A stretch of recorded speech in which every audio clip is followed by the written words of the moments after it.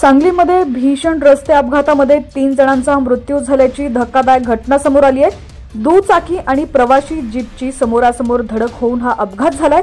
सांगलीच्या कवळापूर जवळ हा भीषण अपघात झालाय। या अपघातामध्ये तिघांचा जागीच मृत्यू झालाय तर एक जण गंभीर जखमी झालाय। मृतांमध्ये 2 लहान मुलांचा समावेश आहे।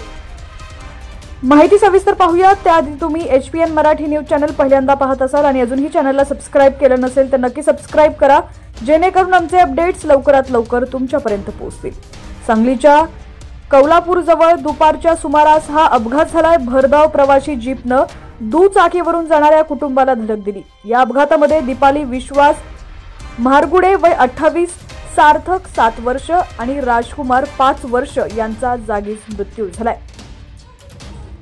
तर विशाल दादासो महारगुडे वय 30 वर्ष हे गंभीर जखमी झाले असून त्यांच्यावर सांगली येथील शासकीय रुग्णालयात उपचार सुरू आहेत। अपघातातील जखमी आणि मृत हे सर्वजण आटपाडी येथील तळेवाडीचे राहणारे आहेत।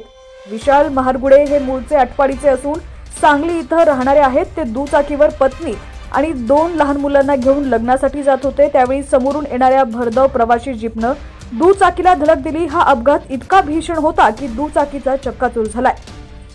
अपघातानंतर घटनास्थळावर मोठी गर्दी झाली। जखमी झालेल्या विशाल यांना तात्काळ शासकीय रुग्णालयात दाखल केलं, पण त्यांची प्रकृती देखील खूपच गंभीर आहे। या अपघाताचा तपास सांगली पोलिसांकडून सुरू आहे।